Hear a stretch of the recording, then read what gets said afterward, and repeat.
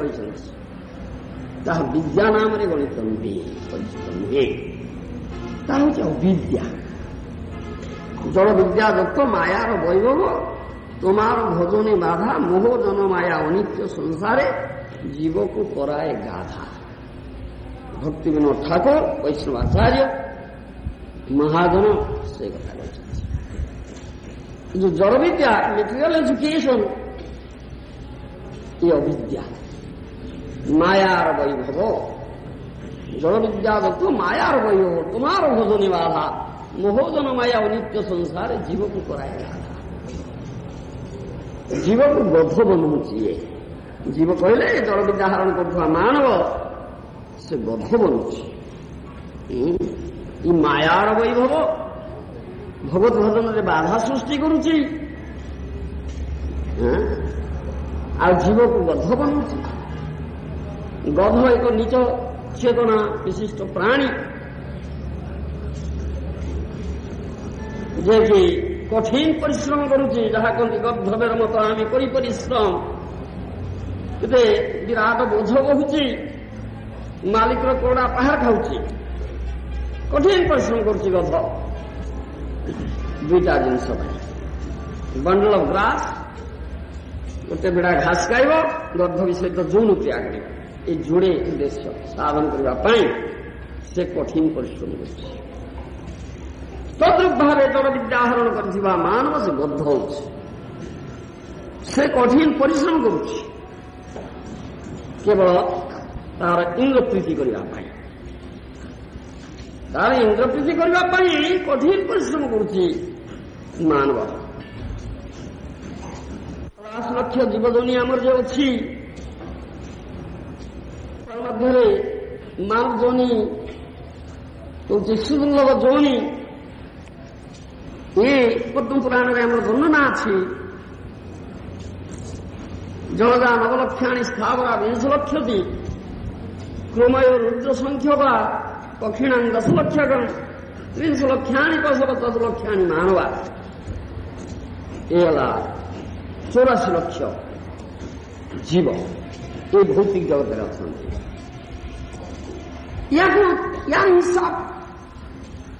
ୟାର ହିସାବ କଣ ଏମାନେ ରଖିଛନ୍ତି? ଯୋଉମାନେ ଏତେ ଗର୍ବ କରୁଛନ୍ତି ଜଳ ବିଦ୍ୟା ନେଇକରି, ସେମାନେ ୟାର ହିସାବ ରଖିଛନ୍ତି। 9 ଲକ୍ଷ ପ୍ରକାର ଜଳ ଜୀବ ଅଛନ୍ତି। ଜଳଦା 9 ଲକ୍ଷ, ସ୍ଥାବରା 20 ଲକ୍ଷ, 20 ଲକ୍ଷ ପ୍ରକାର ବୃକ୍ଷ ଲତା ପାହାଡ଼ ପର୍ବତମାନ ଅଛନ୍ତି।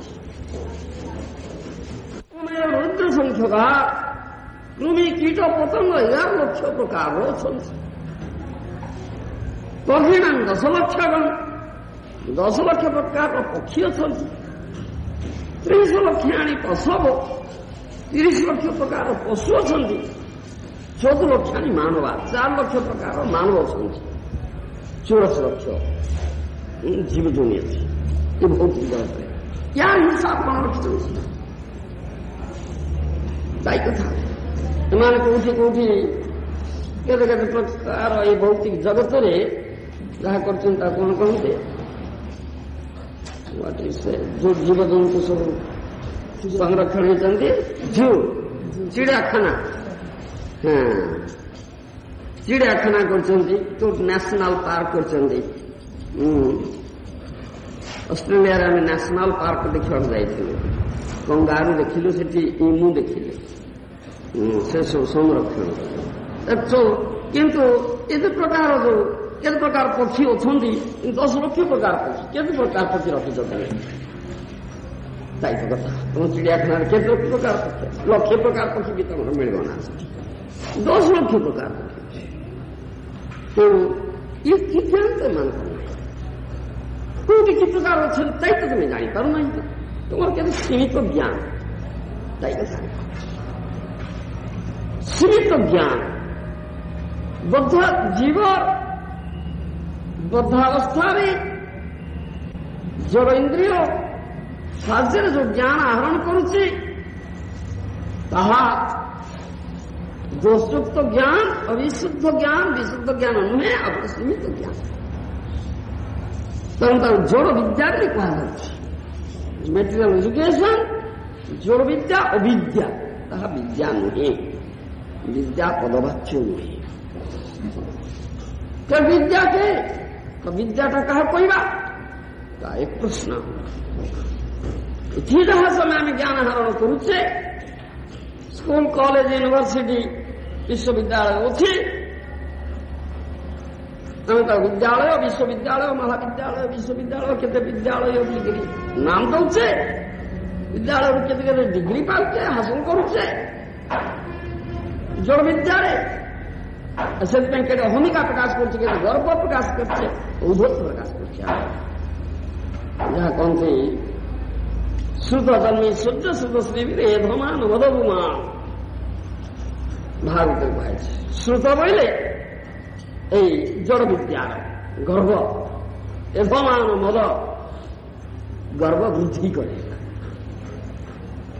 বহু জড় বিদ্যা হরণ করেছি, বহু ডিগ্রি হাসল করেছি, বহু বহু বিশ্ববিদ্যালয়, তার বড় গর্ব ଅଛି। ଯେପରିକି ଆମର ଶ୍ରୀ ଚୈତନ୍ୟ ଲୀଳାରେ ଆମେ ଦେଖୁ, ଜଡ଼ ବିଦ୍ୟା ଆହରଣ କରିଥିବା, ଜଡ଼ ପାଣ୍ଡିତ୍ୟ ଆହରଣ କରିଥିବା କେଶବ କାଶ୍ମୀର କେଡ଼େ ବଡ଼ ଗର୍ବ ଥିଲା, କେତେ ବଡ଼ ଗର୍ବ ଥିଲା, ଦିଗ୍ବିଜୟ କରୁଥିଲା। ଏପରି ଜଡ଼ ପାଣ୍ଡିତ୍ୟ ସେ ଆହରଣ କରିଥିବା କେଶବ କାଶ୍ମୀର, ସେ ଦିଗ୍ବିଜୟ କରୁଥିଲା। ଯେତେ ଯେତେ ପଣ୍ଡିତ ଅଛନ୍ତି, ଶାସ୍ତ୍ରଜ୍ଞ ଅଛନ୍ତି, ସେମାନଙ୍କୁ ଆହ୍ୱାନ କରୁଥିଲା, ତର୍କ କରୁଥିଲା, ସେମାନଙ୍କୁ ପରାସ୍ତ କରୁଥିଲା।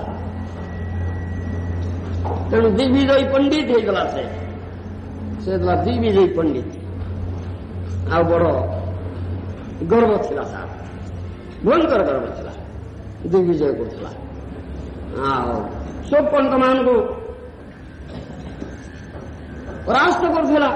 ତେଣୁ ତା ନାମ ଶୁଣିଲେ ପଣ୍ଡିତମାନେ ଭୀତଗ୍ରସ୍ତ ହେଉଥିଲେ, ଭୀତଗ୍ରସ୍ତ ହେଉଥିଲେ। ସେ ଆସିଲା ନଦିଆକୁ। ନଦିଆରେ ସେତେବେଳେ 5 ବର୍ଷ ତଳ କଥା, କୋଉ ବଡ ବଡ ପଣ୍ଡିତ ଥିଲେ ନଦିଆରେ। ଏଇ ପଣ୍ଡିତ କେଶବ କାଶ୍ମୀର ଆସିଛନ୍ତି ଶୁଣିକିରି ସେମାନେ ଭୀତଗ୍ରସ୍ତ ହେଲେ। ନଦିଆର ପଣ୍ଡିତ ମାନେ ଚିନ୍ତା କଲେ, କଣ କରିବା? ସେ ତ ସବୁଆଡେ କେଶବ କାଶ୍ମୀର ସମସ୍ତଙ୍କୁ ପରାସ୍ତ କରୁଛି ପଣ୍ଡିତ ମାନଙ୍କୁ। ନଦିଆର ପଣ୍ଡିତ ମାନଙ୍କର ବଡ ସୁଖ୍ୟାତି ଥାଏ। ଆମକୁ ଯଦି ପରାସ୍ତ କରିଦେବ ତ ବଡ ବାଧିବ। ଯାହା କହନ୍ତି ଯେ ଯାହାର ସୁଖ୍ୟାତି ଅଛି, ସୁନାମ ଅଛି, ତାର ପରାଜୟଟା ମୃତ୍ୟୁଠାରୁ ଆହୁରି ଭୟଙ୍କର, ମୃତ୍ୟୁଠାରୁ ଭୟଙ୍କର। ତାକୁ ସହିବା ବଡ କଠିନ হয়। ସେଥିପାଇଁ କଣ କରାଯିବ? ସେତେବେଳେ ଶ୍ରୀମଦ୍ ମହାପ୍ରଭୁ ଆବିର୍ଭୂତ ହେଇଥିଲେ ନଦିଆରେ। ସେ ତାଙ୍କର ପୂର୍ବାଶ୍ରମରେ ଥିଲେ, ଗୃହସ୍ଥ ଲୀଳା କରୁଥିଲେ। ସେ ନିମାଇ ପଣ୍ଡିତ ନାମରେ ପରିଚିତ ଥିଲେ। ଯୁବକ ଥିଲେ, ନିମାଇ ପଣ୍ଡିତ ନାମରେ ପରିଚିତ ଥିଲେ। ନ୍ୟାୟ ଶାସ୍ତ୍ର, ଅଳଙ୍କାର ଶାସ୍ତ୍ର, ବ୍ୟାକରଣ ଶାସ୍ତ୍ର ଏସବୁ ଅଧ୍ୟାପନ କରୁଥିଲେ। ତାଙ୍କର ଛାତ୍ର ଥିଲେ, ନିମାଇ ପଣ୍ଡିତ ନାମରେ ପରିଚିତ ଥିଲେ। ତେଣୁ ସେମାନେ ଠିକ କଲେ, ପଣ୍ଡିତମାନେ ତାଙ୍କୁ ନିମାଇ ପଣ୍ଡିତଙ୍କ ପାଖକୁ ପଠେଇ ଦିଅ। ନିମାଇ ପଣ୍ଡିତ ବୟସରେ ସ୍ଥାନ, ଆମେ ତ ବଡ ବଡ ଅଛୁ, ଯଦି ନିମାଇ ପଣ୍ଡିତଙ୍କ ଠାରୁ ହାରିଯାଆନ୍ତି ତାହା ତ ଆମର ବଡ ଗୌରବ ହବ। କାହିଁକି ନା ପିଲାଟେ ହରେଇଦେଲା, ଆଉ ଆମେ ତ ବଡ ବଡ ଅଛୁ। ଯଦି ନିମାଇ ପଣ୍ଡିତ ହାରିଯିବେ ତାହେଲେ ଆଉ ଗୋଟେ ଚାନ୍ସ ଆମକୁ ମିଳିବ, ୱିଲ୍ ଗେଟ୍ ଆନଦର ଚାନ୍ସ। ଏପରି ଭାବିକି ସେମାନେ କୌଶଳ କରି ନିମାଇ ପଣ୍ଡିତ ପଠେଇଲେ। ନିମାଇ ପଣ୍ଡିତ ବସିଥାନ୍ତି। ସନ୍ଧ୍ୟା ସମୟ ହେଇଛି, ସୂର୍ଯ୍ୟ ଅସ୍ତ ହେଉଛନ୍ତି। ଜାହ୍ନବୀ କୂଳରେ ଉପବେଶନ କରିଛନ୍ତି।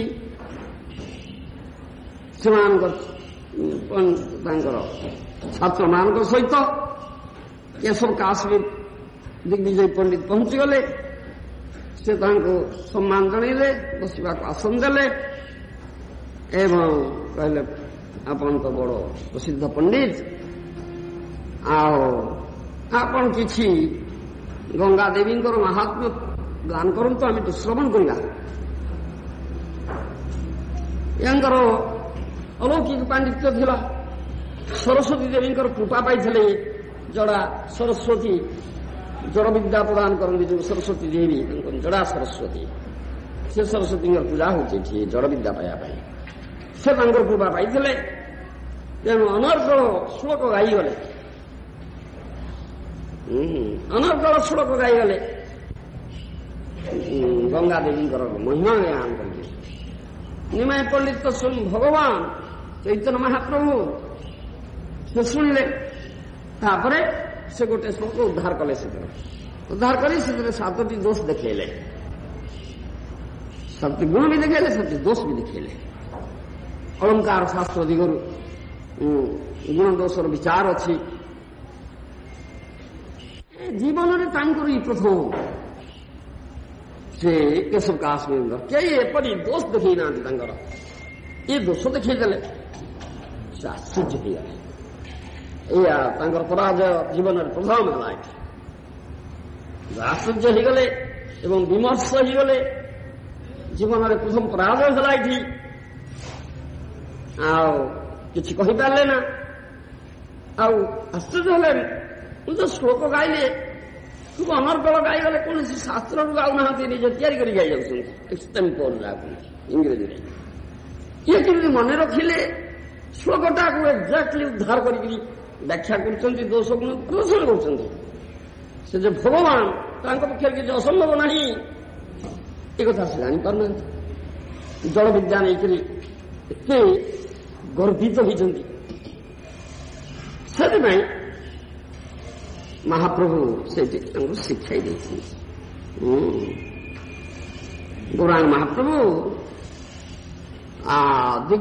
पराजित दिग्विजयी पंडित केशव काश्मीर को उपदेश देकर कथा कहते श्री चैतन्य चरितामृत आदि ग्रंथ वर्णना शैत विद्यार फल जान निश्चय कृष्ण पाद पद्मे जदि चितवित रय कथा कहले शैत विद्यार फल जान निश्चय कृष्ण पाद पद्मे जदि चितवित रय विद्या विद्यार फल हूँ कृष्ण पाद पद्मे चित पित्त कृष्ण एक सनत्व आचरण कर विद्यार फल ये हूँ विद्यार विद्यार फल नुहे औद्धत्य गर्व अहमिका ये सब विद्यार फल विद्या ददाति विनय प्रकृत विद्या विनय प्रदान कर नमंती हरिण वृक्ष नमंती गुणी न जना विद्या विनय संपन्न ये कथा गुड़िक अच्छी आम प्रकृत विद्वान से विनयी से उद्धत नुहे से गर्वी नुहे से विनयी जहाँ महाप्रभु शिक्षा शुणादी शुणीचे न तृण ठार अधिक नीच मणि कर गर्व औद्धत्य कौटी अच्छी तार से बोली विद्या मंत्र अध्ययन कृष्ण पाद पद्मे जे कर स्थिर मन से विद्यार फलदान निश्चय कृष्ण पाद पद्मे जदि चित भीतर ये महाप्रभुंर कथा रहा चैतन्य भागवत चैतन्य चरितामृत ये कथा आम देखा तुम्हें एटा गर्व अनुभव करुच एत बड़ औद्धत्य तुम एत गर्व तुम विनय भाव ना कृष्ण पाद पद्मे चितवित ना को विद्या हरण कर विद्या नुहे अविद्या तत्कर्म हरितोषम तत्सा विद्या तन्मतीर्जय हरे देह भृतात्मा स्वयं प्रकृतिरीश्वर ये श्रीमद्भागवत कथा कहुई जहाद्वारा हरिंकर संतोष विधान है जीवर एकमात्र कर्तव्य जहाद्वारा हरि विषयी मति है विद्या हरि विषयी मति ना तो अविद्या है जड़ विद्या तो मायार वय तुम्हार भोजन बाधा मोहजन माया मुक्त संसार जीव को कराए गाधा से महाजन भक्ति न ठाकुर कथा कहले कृष्ण भजन में बाधा हरि विषयी मति होनी बहिर्मुख कर कृष्ण बहिर्मुख कर तेणु जड़ वैज्ञानिक माने भागवत को स्वीकार करना म्लेच्छ जबन साधुଛନ୍ତି ये सदस्य कथा କାରଣ ସେ ହରି ଦେହଧାରୀ ଜୀବନଙ୍କର ଅନ୍ତର୍ଯାମୀ ପରମାତ୍ମା ଏକମାତ୍ର ସମସ୍ତଙ୍କର କାରଣ ନିୟନ୍ତା। ବୁଝମତି ନହେଲେ କି ବିଦ୍ୟା ହେଲା ସେ, ତାଇ ଅବିଦ୍ୟା ହେଇଗଲା। ଏ ହେଲା କଥା।